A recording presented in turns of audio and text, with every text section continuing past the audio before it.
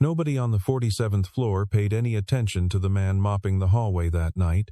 Nobody except a failing system worth millions of dollars that an entire engineering team had already surrendered to. While the rest of the building had long gone dark and the parking garage sat half empty, a man in gray coveralls knelt beside a locked control panel, his hands sticky with industrial cleaner, his eyes reading the blinking cascade of error codes the way a surgeon reads a vital sign monitor. The security camera in the upper corner of the server room recorded the moment without judgment, recorded him isolating the fault, recorded him typing, recorded the exact second the system exhaled and steadied. By morning, the chief executive officer of Ardent Systems would review that footage 3 times in a row.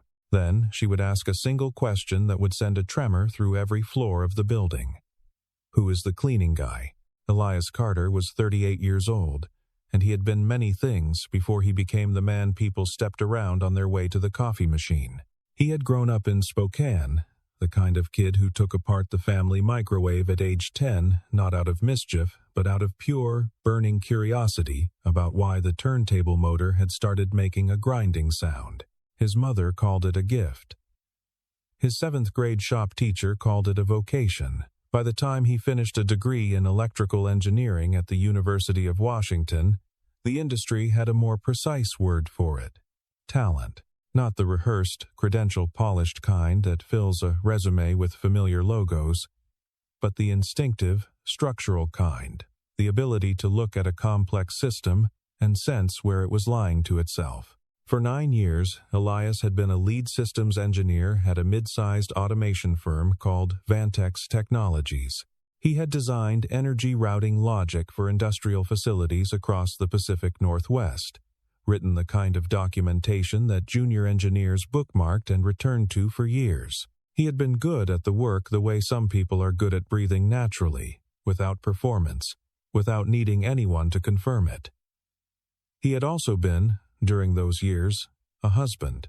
Rachel had been a landscape architect with a laugh that filled rooms and a habit of leaving trail maps on the kitchen counter the way other people leave grocery lists. She died of a fast and merciless illness when their daughter Lily was 3 years old, and after that, the world Elias had built around the two of them shrank down to just one small person who needed him to keep standing upright.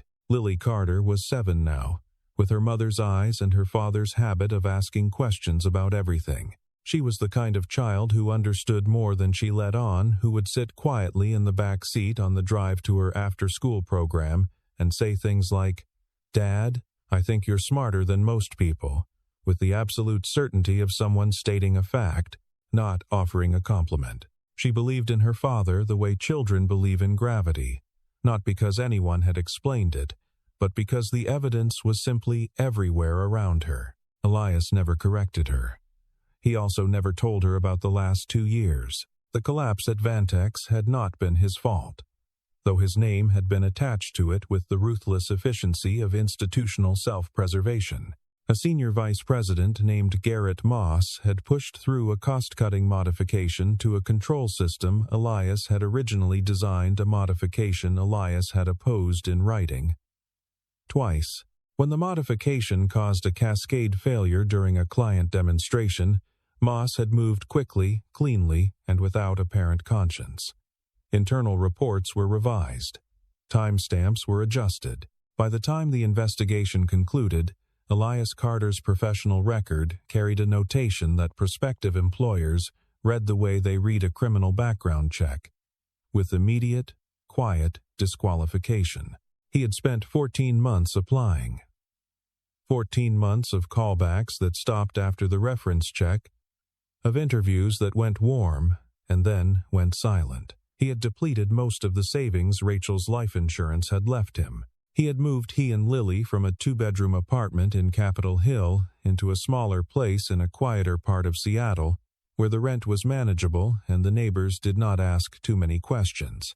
The night cleaning position at Ardent Systems had not been his plan. It had been a Tuesday when he saw the posting, a cold afternoon when Lily's shoes were a size too small, and the power bill had the orange envelope look of a final notice. He had applied online, been called the same afternoon, and started the following Monday. The hiring coordinator had not run an engineering background check. There was no reason to. He was mopping floors. Ardent Systems occupied the top 14 floors of a glass tower on 3rd Avenue in downtown Seattle, and from the outside, it looked like the future. Inside, it was Building 1. The company had spent the past 4 years developing an artificial intelligence platform called Atlas, an adaptive thermal and load allocation system designed to manage energy distribution across large commercial and municipal infrastructure. The contracts already signed were worth, collectively, somewhere north of $300 million. The contract's pending signature depended entirely on a successful live demonstration scheduled for 6 weeks out. Every engineer on the Atlas team knew this. Most of them had not slept properly in a month. The night Elias Carter first noticed the problem, it was a Thursday in mid-November, and the server room on the 47th floor smelled like warm plastic and quiet desperation. He had been running his standard route hallways, restrooms, the small kitchen off the engineering bay when he passed the server room door and heard the sound. Not an alarm, not a beep, something subtler. The irregular rhythm of cooling fans cycling at inconsistent intervals, a mechanical hesitation that should not have been there. The door was ajar. Through the narrow gap, he could see the status board mounted on the far wall, a grid of green and amber indicators with one persistent cluster of red in the lower left quadrant. He stood in the doorway for a moment, holding his mop, and looked at the pattern. He recognized it. Not the specific system, he had never worked with Atlas, but the shape of the failure. The signature.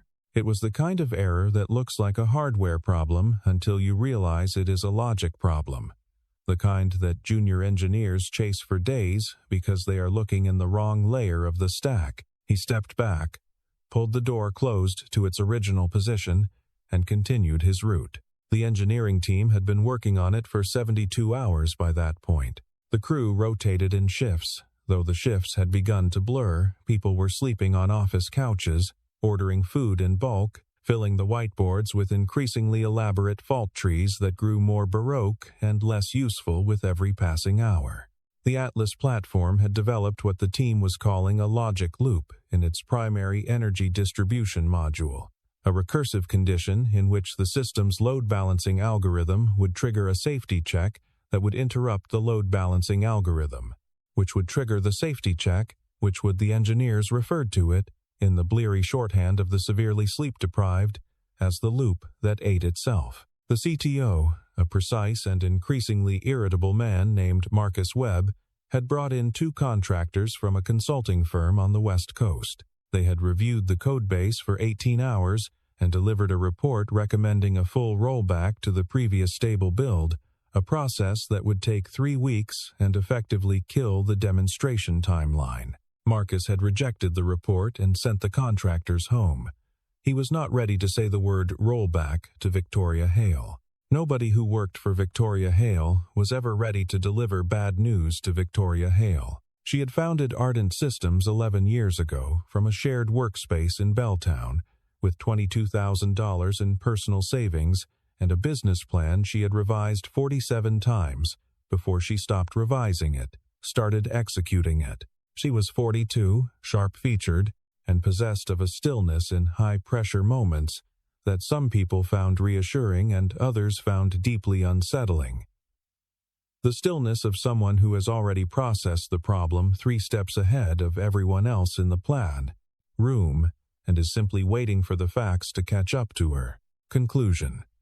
She wore no jewelry except a thin, white gold watch on her left wrist, and spoke in sentences that contained only the words she needed. She had built her company on a single operating principle. Ability is real, and everything else is noise. She did not know Elias Carter existed. On Friday night, at 11:47, Elias finished the kitchen and the 2 conference rooms on 47 and returned to the server room. The door was closed now. The badge he had been issued for janitorial access hung from a lanyard around his neck. He pressed it to the reader, heard the magnetic latch release, and walked in. The status board was worse. The red cluster had expanded. The cooling fans were louder. He set his cart outside, propped the door open with a rubber wedge, and walked to the secondary workstation in the corner, a terminal that was logged into a monitoring console rather than the main development environment. Used by the IT team for diagnostics. It was not the system. It was a window into the system. He sat down and began